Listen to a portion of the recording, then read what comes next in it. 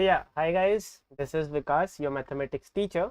I will be teaching you in your entire class 9th curriculum and your mathematics portion. And with that, we are going to begin with this chapter, number system. This is the very first chapter of your video. Just a second.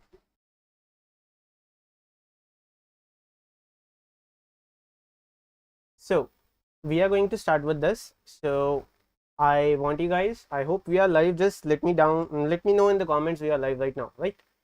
So we are going to start with this chapter. This is very easy chapter. You guys should probably be knowing more majority of this chapter, what this chapter has to offer. We are going to learn something new, but that will be quite later in this chapter. But initially, you guys should be telling me what you already know about number systems.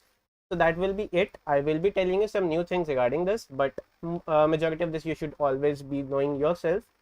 So if that is the case, I'm going to start the video now. You just have to keep your pens and notebooks with you. So let's just start with the video. Our very first thing, introduction to this. We have what? Now the question is what is a number system? See, a number system is what? It is those values that are used to represent some quantity. Now guys, see, if I ask you to purchase something, now you should be giving some money to it, to the seller, right? So the amount of money that you are giving, you are counting that money, right? So that is what? That is with the help of number systems, right? So number system is nothing but the categories in which you just put your digits. Technically, you have digits ranging from 0 to 9. Then you do what? After your 9th digit, you just manipulate the digits and you get the numbers. Like if you want to write 10, then it is what? It is technically 1 followed by a 0. Now, these two digits are lying at this range, right? They are lying in the range of 0 to 9. So that means technically you have just 9 digits. Using those 9 digits, you can create as many numbers as you want. So number system is what? Number system is technically the system in which we are going to use the values to represent a quantity. Now you guys see, we can use numbers to denote various quantities. Here now you guys see, we can find out the number of people attending a school. You can say I can just count the number of people or students which are attending my live video right now, right? So I can count them. YouTube is already counting them. The comments that you post, you should be getting a number by your comments portion, right? You have these many comments. So those are what? Those are the numbers. So numbers help you to calculate or count whatever the quantity that has been given to you. So that is the case of numbers. Now guys see, we understand number differently and computers understand number differently. Technically what happens here is, computers only understand the binary language, which is in the form of 0 or 1. So that means for computer there are only 2 digits. It will be manipulating only those 2 digits and will be saving, representing, posting anything that you want to write in computer. Let's say you want to write an A on computer. Now for you this is an A, but computer will be having certain codes for that, and those codes will be in the form of zeros and ones. That should be the case of your computer portion. You guys should be knowing this, or your computer teacher will be telling you. But that is the case. See, we have number systems for us on, and computer also has a number system for its own. So that will be the case of number system. So you guys see how necessary number system is. Now you guys see, if we hadn't had the number system, then we will still be living in that age in which we will be doing what? Exchanging of things. Like if you want to buy something, you will be giving exact something of that and you will be purchasing that thing. So for that was during that time, but now we can just count the number of things, we can pay any amount that we want, we can purchase any amount that we want. So number systems have helped us a lot in just counting our values and our day-to-day life. Now on the basis of that, what do we have? We have types of numbers with us. So numbers are categorized basically into these 5 things, but actually it is like this. Our numbers are arranged into 2 parts: our real numbers and our imaginary numbers. So what are real numbers? Real numbers are technically those numbers which can be easily represented on number line. Now if I ask you, can you represent 2 on number line? You surely can. You can just do what? You can just draw out a number line, then you can say this is 0, this is 1, this is 2. So it is what? It can be represented on number line, right? Now similarly, if I ask you, can you represent -2 on number line also? You can surely do that also. You will be saying that we just have to shift towards left hand side. We will be getting a -2, right? This should be a -1. This should be a -2, right? Now for the case of imaginary number, what happens here is that these numbers are not technically real. They cannot be represented on number line. Generally they are like this, 2 iota, or if I tell you, if I have -√2, if I have square root of -2, this cannot be represented on number line. Don't get confused with this. If you have -√2, this surely can be represented on number line, and we are going to study this also. I will be telling you how to represent -2 on number line later on in this video. Just be patient with me. But remember this will not give you any finite answer. See, if you are going to just find out its answer using long division, it should be 1.41 something, 1.4, right? -1.4 something.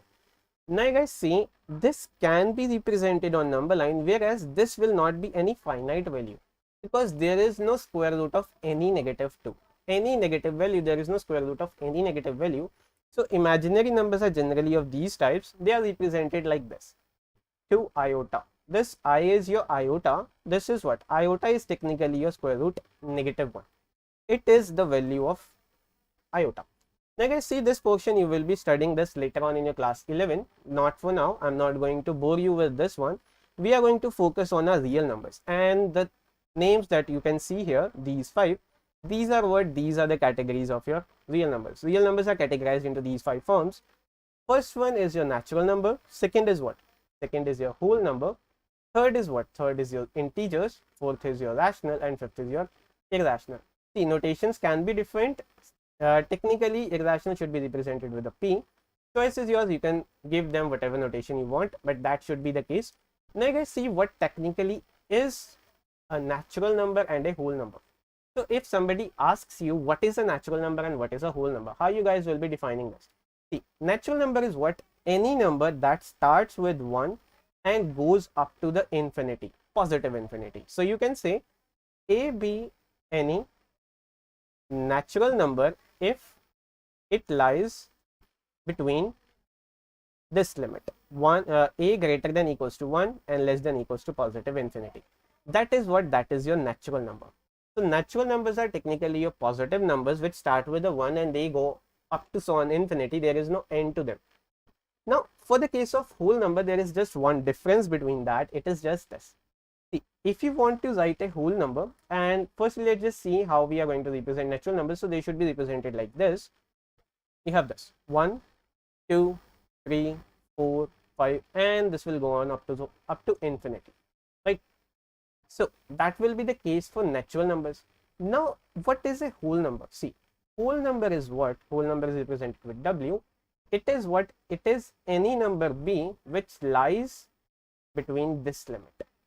It will be beginning with a 0. Whole number series begins with a 0 and goes up to so on infinity. So that means any number which lies between this limit, that will be what? That will be your whole number. Let me just use the square brackets here. So keep in mind, these are your square brackets. That means I will be including this A and this B also in that limit. That means it will be like this, 0, 1, 2, 3 and up to so on infinity. That will be the set builder form of this value. You will be understanding sets portion also later on in your class 11. Just remember this. If I want to write the values of whole numbers, they will be like this, a 0, a 1, a 2, a 3 and up to so on infinity. So that will be the case of your whole numbers, right? Now you guys see, you guys remember, if I just put them like this, I have this, our whole numbers are like this, 0, 1, 2, 3, 4 and up to so on infinity. And you guys remember, your natural numbers are what? They are this, 1, 2, 3, 4 and up to so on infinity. So that means if I just put it out here, in place of these, I can write natural number. So whole number is what? Whole number is any natural number and a 0 in its limit. So every natural number is a whole number, but whole number has one catch here. It is just, it has a 0 in it. So 0 is a whole number. So if somebody asks you what kind of number is 0, you can say 0 is a whole number. It surely is not a natural number because our natural numbers begin with a 1. So if somebody asks you what is the lowest or the least natural number, then you will be saying what? It will be a 1. And if somebody asks you what is the least whole number, that will be what? that will be a 0. So this is the basic difference between your natural numbers and your whole numbers. So I hope you guys understand this and you don't have any doubt in this portion, right? So with that being said, let us just jump forward with this. Now you guys see, I have the next portion, which is integers versus naturals and versus whole numbers. Now you guys see, what is an integer? Integer is what it is a kind of number which either can be negative, which either can be positive, and it has a 0 in between. Now you guys see, if I just simply tell you, if I have whole numbers and if I just put out their mirror images, whole numbers are represented like this, right? On number line, they are always on the right hand side, right? So if I take out the mirror images and put it on the left hand side of 0, this will be what? This will be a series of negative integers, and together this entire series is what? It is a series of integers. On the right hand side you have positive integers, on the left hand side you have negative integers, and this 0, you guys see, you don't have any sign with this 0. There is no negative 0 here. So keep in mind, 0 is what? 0 is neutral integer. 0 is a neutral integer, or you can say it is a whole number. Now there are various books in which it is given that 0 is not an integer. They just follow this explanation that 0 does not have any of its mirror image, or you can say any of its opposite value. See, opposite value of 1, or you can say additive inverse of 1 is what? It is negative 1. Additive inverse of 2 is what? It is negative 2. Additive inverse of 3 is what? It is negative 3, right? You guys remember additive inverse, right? It is what? Any value that should be added to a, that will be giving what? That will be giving you a 0. Now guys see, that value will be what? It will be a negative a. So these two are what? They are additive inverse of one another. Now you guys see, in case of 0, that is not there, you can either do it like this. If I have a 0, I can simply do it like this: 0 minus 0, that will be 0. 0 plus minus 0, there is no negative sign here. So 0 plus 0 will be what? It will be 0. So there is no quite explanation whether 0 is a positive integer or a negative integer. So it will be what? It will be termed as your neutral integer. So whether you can call it a neutral integer or you can call it your whole number, but surely you will not be calling it just an integer, because it does not have any of its opposite value. That is the case here.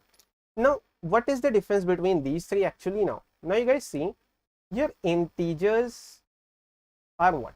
They are negative, they can be positive, and they will be having a 0 in the middle, right? That is the case. What about whole numbers? Whole numbers are what? They begin with a 0, they are always positive, and they go to up to so on infinity. So you guys see, integer is what? Integer is what? It is any negative number, and it can be any whole number. That will be what? That will be an integer. Now here the statement is this: every whole number is an integer. So do you guys follow with this? Is it true? Every whole number is an integer. Will this be a true? Will this be an accurate answer? Let me know in the comments now if you guys can see. So this is the case. See, every whole number is an integer. That is true, because you guys see, if I start with what? If I start with this, if I start with 0, then I have 1, then I have 2, then I have 3. If I just put it out against integers, you guys see, this is what? These are your positive integers. This is your neutral integer. So technically every whole number is an integer. That is true. Now for the next case, if I just ask you whether every natural number will be an integer or not, you guys will be telling me that. So if I just erase this and if I just write it like this, if I write natural numbers, you guys see, they always begin with a 1 and they go up to so on positive infinity. So you guys see, technically these will also be included in integer. So you can say every natural number is also an integer. But if I ask you the converse of this, if I ask you whether every integer is a natural number, will this be true? Whether every integer will be a natural number, will this be true? Now guys see, if I consider a negative 2, this is surely an integer, but will this be a natural number?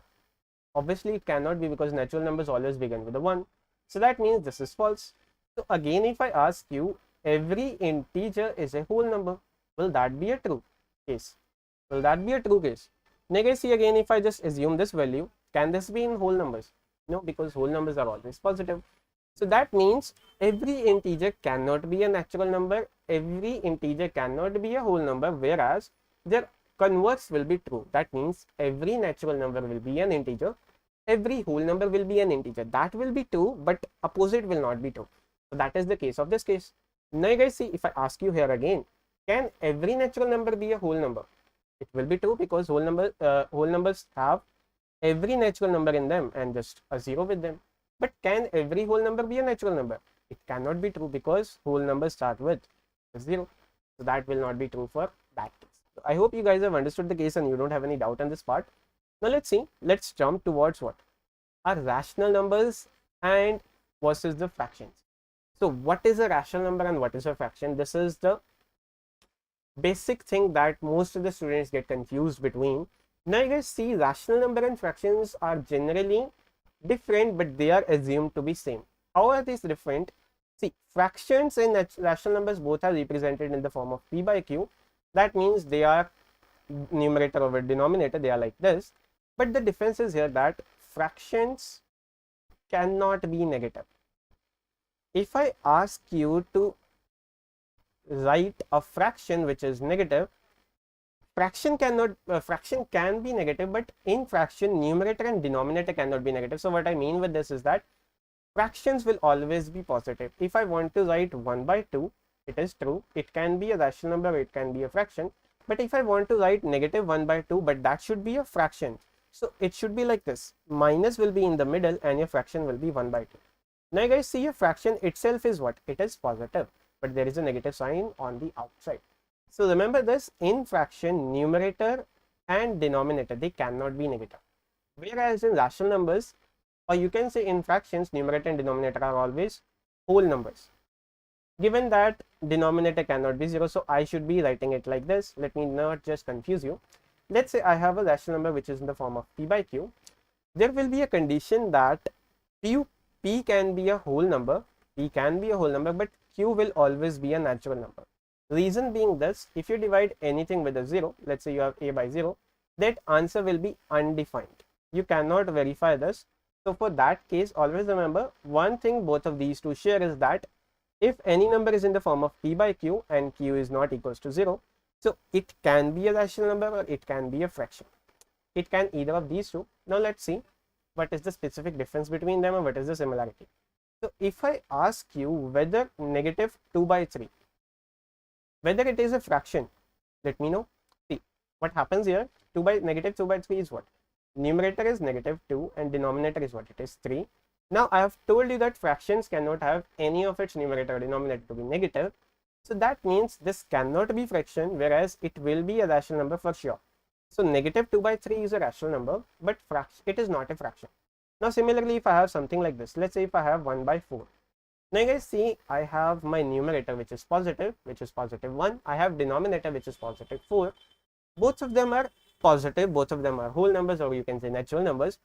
That can be a fraction or that can be a rational number. So remember, every positive fraction is a rational number and it is a fraction also, but every negative rational number cannot be a fraction.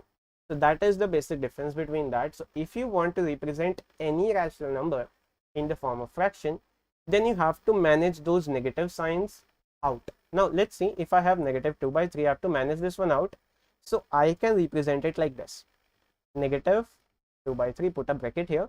So this positive 2 by 3 is what? It is your fraction, but itself it is a rational number too. But if you want to write it like this only, that will be the case of rational numbers. Now you guys see rational numbers, you guys already remember from your class 8.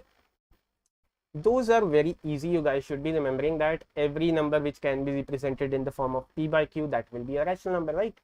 And you can apply various of operations of rational numbers, same as you can apply on fractions. So that will not be the difference here. So you want to multiply anything, you can multiply simply on rational numbers as well. So let me just ask you quick questions here. So what is the limit of rational numbers? See, rational numbers, if I ask you whether 1 be a rational number, whether 1 be a rational, obviously it can be. See, if I don't have any denominator, I can just write denominator to be 1. It can be represented in the form of p by q. So it is what? It is a rational number. Now if I ask you whether negative 2 by 5, will this be a rational number? you can easily see it is already in the form of p by q. That surely will be a rational number. So true. If I ask you whether 0 is a rational number, now let me know whether this be a rational number. Obviously it can be. See what is here. I can write 0 like this, 0 by 1. It is in the form of p by q, and the catch is here that q cannot be 0, and you guys see q is not 0 here, so it is surely a rational number. So if somebody asks you whether 0 is a rational number, yes, it is a rational number. But if somebody asks you whether 1 by 0 is a rational number, then it is not a rational number, because the answer is not defined here. This will not be the case of p by q, because q is here 0, so it will not be the case here. So you guys see, if you have any denominator which is any integer, just an exception, it cannot be 0. It can be any integer, positive or negative, or you can say it can be any negative integer, or it can be any positive integer, exception of 0. That will be what? That will be the case of rational numbers. But if it has a denominator which is 0, then it will not be rational number, or for that case any kind of number, because the answer will not be finite. So that is the difference between rationals and fractions. Now let's jump to the last portion, are irrational numbers. Now these numbers are very easy. Now you guys remember what are whole numbers, what are natural numbers, what are rational numbers, what are integers. Now you guys see, rational numbers are what? They can be represented in the form of p by q. And let's just go back here for a second. So if I erase this, now if I ask you integers, so you have just learned that every number which has only the numerator, it can have a unit denominator, so it can be a rational number. So that means every integer will be a rational number, right? That is true. Do you have any objection to this? Obviously you can say that that will be true here. Now if I ask you every natural number, that will also be what? That can also be represented in the form of p by q. Think of any number, let's say 1000. It can be represented like this. This is a rational number. Now for the case of whole number, you can think of any whole number. Let's just assume 0. It can be represented like 0 by 1. It is a rational number, true. So you guys see, every number which is either an integer, natural number, or a whole number, it can be a rational number. So in short, if any number that can be represented in the form of p by q, that is rational.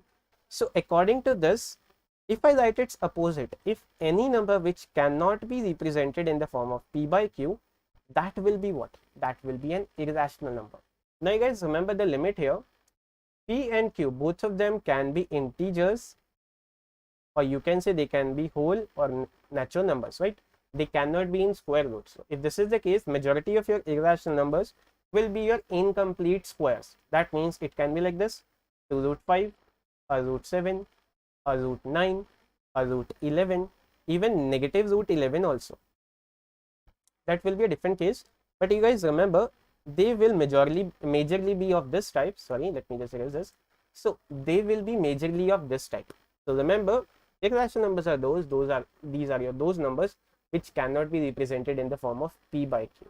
Now you guys see, if I ask you here whether 1 be an irrational number,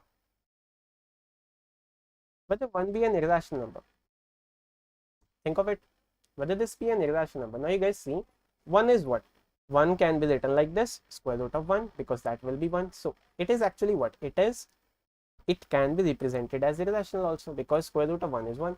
But can you write 2 to be an irrational number? Think of this. See, 2 is what? 2 is having a whole power, and it can easily be represented in the form of p by q. So just a catch here, rational numbers are what? Just the difference here is that only 1 can be represented as your irrational, but every other natural number, whole number, or rational number, that cannot be irrational. That is the specific difference between these. I hope you guys have understood the case and you don't have any doubt in this, right? Now let's see. I have some quick questions for you, and before that, let's just represent numbers on number line. So you guys see, whole numbers, just let me know, they can be represented like this, on the right hand side of 0, beginning with a 0. So that will be the representation of your whole numbers. Now for the case of your naturals, they will be what? They can be represented like this, beginning with a 1, going on the right hand side. So that will be the case here. Now for the case of integers, you have what? They can be represented like this. 0 will be in the middle. On the left hand side, you will be having negative values. On the right hand side, you will be having the positive values. So that is the representation of your integers. So I hope you guys have understood the case. Now let's see, if I erase this, Now for the case of your rationals, or if I ask you for the case of fractions, representation of rationals is quite tricky, but I will be telling you this. See, if you want to represent 2 by 3 on number line, now you have to do what? You just have to look for your denominator, always your denominator. Your denominator is what? It is 3. Do what? Just draw a normal number line here. Let me just draw it here. Draw it, put a 0 in the middle. Then do what? Start dividing your number lines in triplets. With every third part, write your normal counting or your whole number. Let's say 1, 2, 3. That will be a 1. 1, 2, 3. That will be a 2. Follow this up and you will be getting the values. So here again it should be same. 1, 2, 3. That will be a negative 1. 1, 2, 3. That will be a negative 2. 1, 2, 3. You can follow this up and you will be getting every value. Now guys, see, once you have divided your line segment or your number line into triplets, then you have to look for this numerator here. So this will be what? This will be 1/3. That will be 2/3. This will be what? 3 by 3, or you can say that will be what? That will be a 1. So henceforth, now you guys should be understanding why I chose to write 1 here. So that will be the case. Now you guys see, I had divided this 0 to 1 into 3 parts, 1, 2, 3. So henceforth, I had the fractions. Now if I want to represent 2 by 3 on number line, that will be what? Quite easy. Here it is. That is 2 by 3. Now if somebody had asked you to represent negative 7 by 3, that would have been easy also. Start counting here. Negative 1 by 3, negative 2 by 3, negative 3 by 3, negative 4 by 3, 5 by 3, 6 by 3. That will be negative 7 by 3. So that should be what? That should be your representation of rationals on the number line. Now for the case of irrationals, this is a separate topic of this video. I will be explaining that representation of irrationals later on, once we have understood the various concepts, our initial exercises. After that, I will be telling you how to represent your irrationals on number line. Again, you can remember this. Your square roots can be represented on number line. It can be any square root, whether it can be a 2, a 3, a 5, a 6, a 7, an 8, a 10, everything. Even you can represent a square root for that means your 2. You can easily represent that. So representations of irrational numbers will be discussed later on once we are beginning with the curriculum. But for now, this is it. I hope you don't have any doubt in this case, right? Now let's see if I just move forward with this. So in short, let's just wrap it up. Our classifications of numbers. We have what? Real numbers and complex numbers, or you can say imaginary numbers. Real numbers are divided into what? Rational numbers and irrational numbers. This is a separate topic, but you guys see, every natural number is a whole number.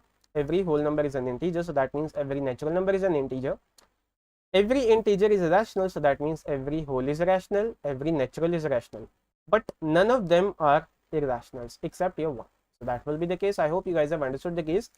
So I will be discussing both of these deeply again, because our entire chapter depends upon irrationals and irrationals, and I will be distinguishing them on the basis of the decimal expansions also. So for now, just remember this. These are your basics that you should be knowing now, but major differences will be discussed later on. So that is the case here. And you guys see complex numbers are like this. Here 3 minus 4 iota, 7 plus 2 iota, iota root 4, 3 root 3 minus 5 iota. So these are what? These are your complex numbers. I have already taught you what iota is. So I hope you guys understand this, right? Now let's see if I just move forward with this. So I have this practice exercise for you guys. Just quickly do this. So we have the first question. Is every whole number a natural number? Now you guys will be telling me this one. So you have time here. You can just answer this one in chat if you guys know. So let's just see if that is the case. Every whole number is a natural number. Will this be the case? Let me just see whether you're answering in chat or not. Just give me a second. So where is the class? Here it is. So you guys see, every whole number is a natural number. Every whole number. Now you guys see, it can be true or not. See, whole numbers are generally beginning with a 0 and they go on up to so on infinity, positive, and natural numbers are generally beginning with a 1 and going up to so on infinity. So you guys see, that cannot be true because we have 0 here and we don't have any 0 here. So that means it is what? It is false. So every whole number cannot be a natural number, whereas every natural number will be a whole number. That can be true.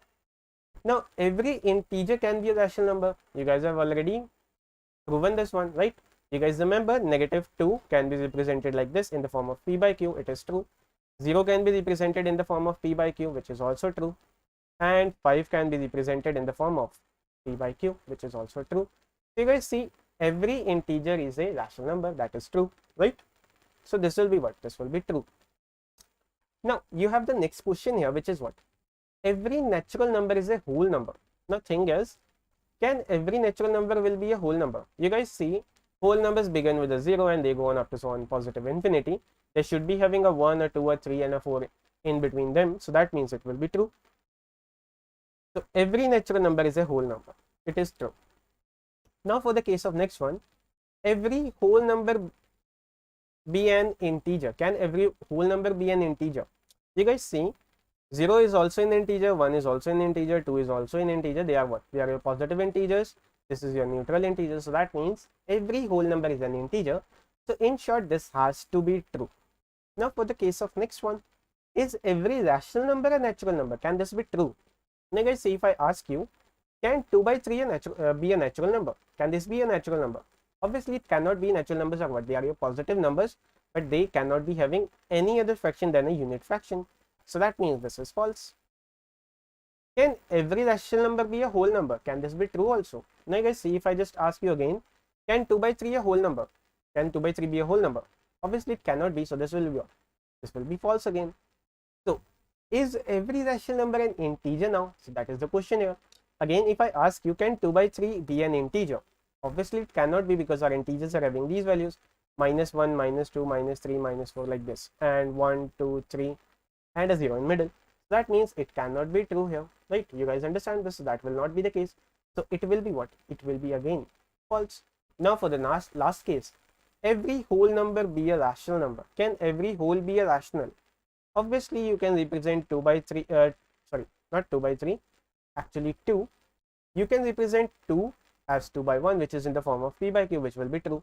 And you can represent 0 as 0 by 1, which is in the form of p by q, which is also true.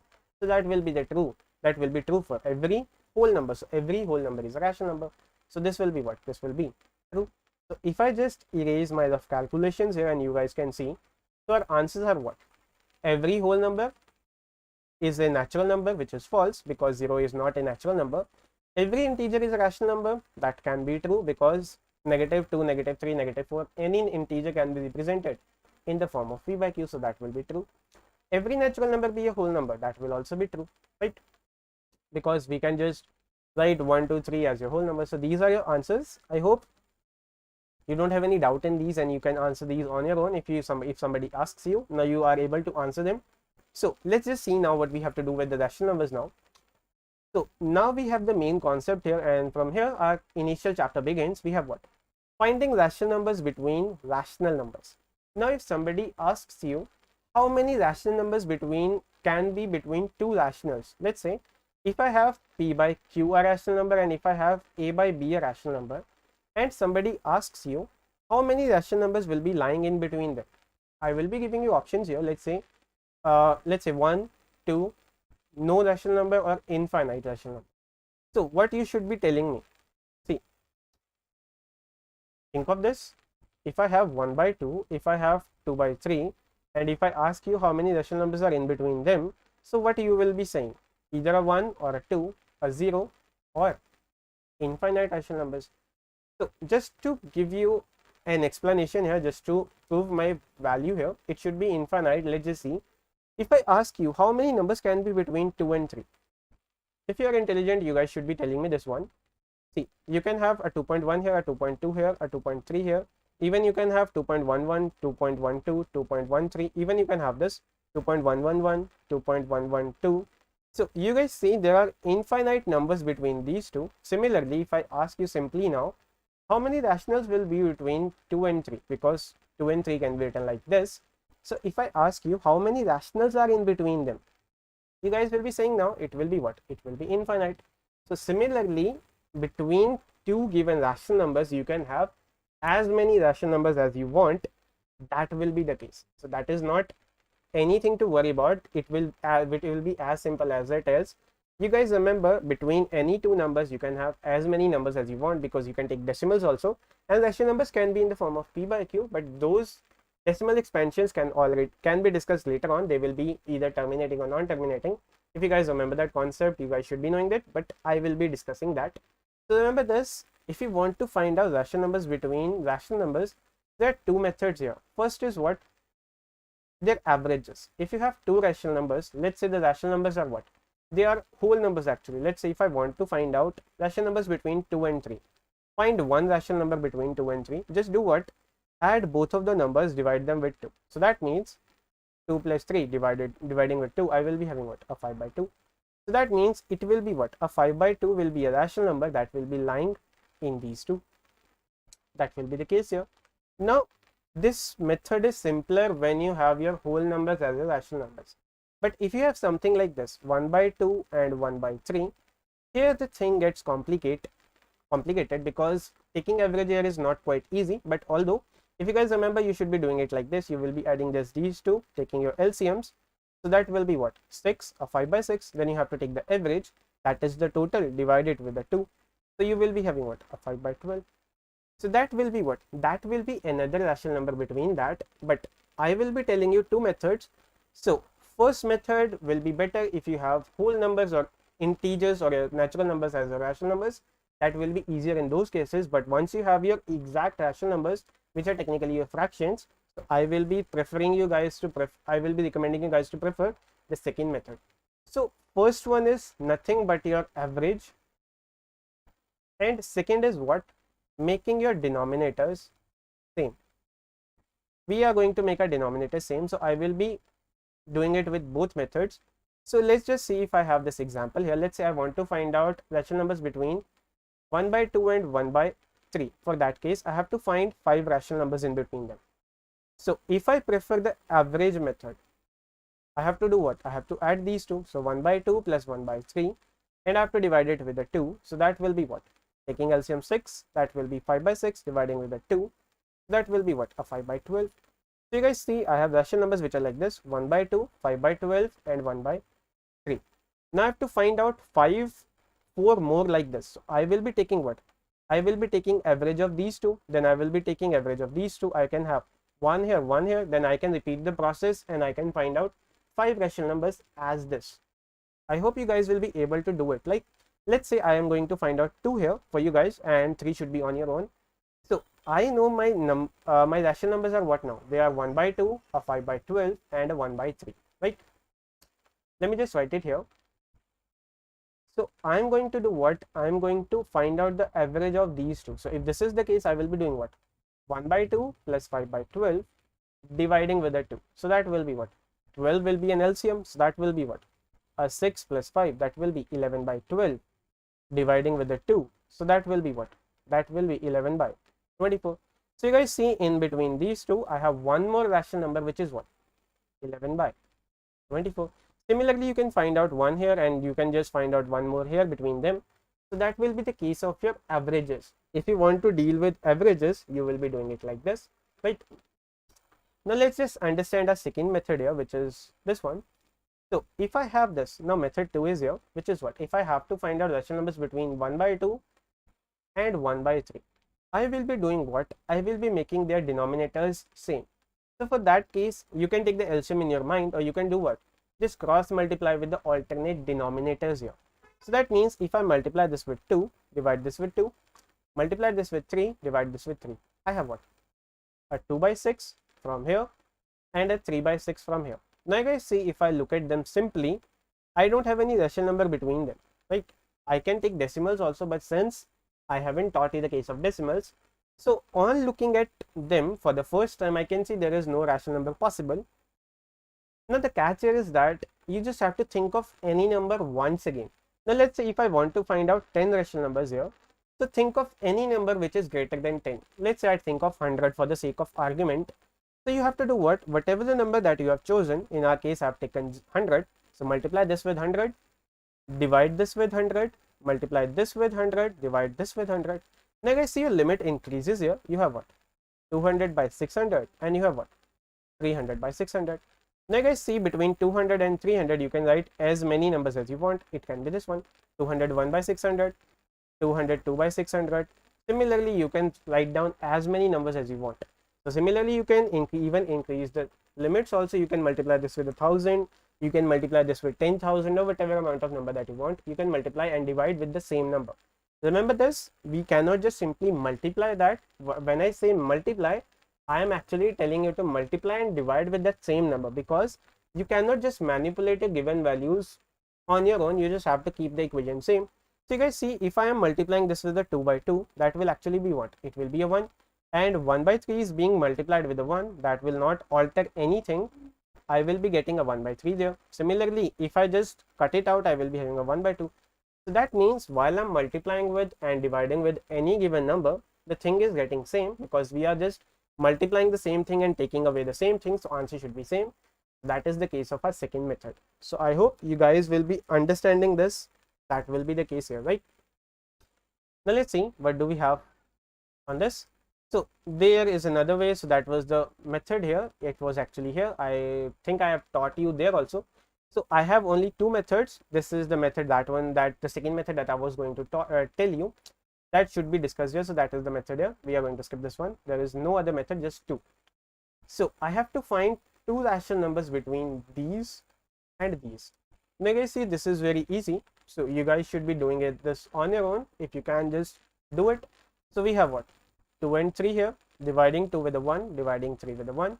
Now you can prefer any method that you want. You can just take the averages, or you can just do what? Multiply, take the denominator same, then multiply with this common value and divide with the common value, right? So I know both of them have the same denominator. So I will be doing what? Just multiplying with what? Let's say a 5 dividing with a 5, multiplying with a 5, dividing with a 5. So I will be having what? A 10 by 5 and a 15 by 5. So you can write two rational numbers between them. That will be what? 11 by 5 and a 12 by 5. So these will be what? These will be your rational numbers between these, right? Similarly, you can find out the rational numbers between 2 by 3 and 4 by 3. That will be what? 2 by 3, 4 by 3. You guys see the denominator is same in both cases. So I will be doing what? Multiplying this with the 10, dividing this with the 10, multiplying this with the 10, dividing this with the 10. So you can have what? 20 by 30 and 40 by 30. Now you can write as many rational numbers as you want in between this. So I hope you guys will be able to do this. I hope you don't have any doubt on this, right? So there are various methods. If you guys already know that method, so you can prefer that one. But I will be telling you the decimal expansions also. So once we have understood the case of decimal expansions, writing rational numbers will become quite easy. But this is the basic method to find out rational numbers between given numbers. So that will be the case here. Now let's see, we have our exercise now. So this is our exercise 1.1, which states, is 0 a rational number? You guys should be answering this on your own. Can 0 be a rational number? Obviously, I have told you 0 can be represented in the form of 0 by 1, which is in the form of p by q. So yes, it is what? It's a rational number, right? Now for the next case, I have the second question. I have to find out 6 rational numbers between 3 and 4. So I have to find out 6 rational numbers between 3 and 4. That will be quite easy. Now here I will be preferring the average method. You can just use any method that you want. Choice is totally yours. So if I just do it like this, I have 3 and I have 4. Just take out their averages. So dividing with the 2, that will be a 7 by 2. So I have what? A 3, a 7 by 2 and a 4. Now pick these two, take their averages. So that will be what? 3 plus 7 by 2 dividing with the 2. If I take LCM, that will be what? 2, that will be 6 plus 7 divided by 2. So it should be what? A 13 by 4, right? So our first number in between them was 7 by 2. Our next was 13 by 4. Similarly, you can go on with this. So if I just erase this, and let's see, what do we have next? So between 3 and 7 by 2, I had 13 by 4 and I had this, a 4, right? Now take LCM here also. So that should be what? 2 is LCM, 7 plus 8 divided by 2. That will be what? 15 by 4. So there is one more number here, which is what? 15 by 4, right? Now you can take out the average here also. So that should be what? If I erase this,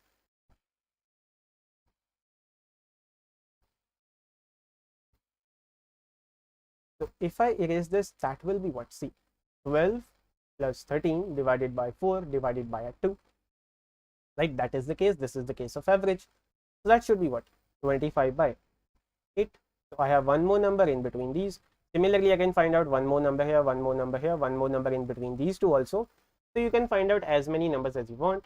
Now for the case of second method, if I just erase this, that is quite easy. I have 3 and 4. Numerator is 1, sorry, denominator is 1, denominator is 1. Think of any number, since I have to find out 6 rational numbers, so I will be thinking of a 10. So multiplying with the 10, dividing with the 10, multiplying with the 10, dividing with the 10. So I will be having what? 30 by 10, and this will be what? 40 by 10.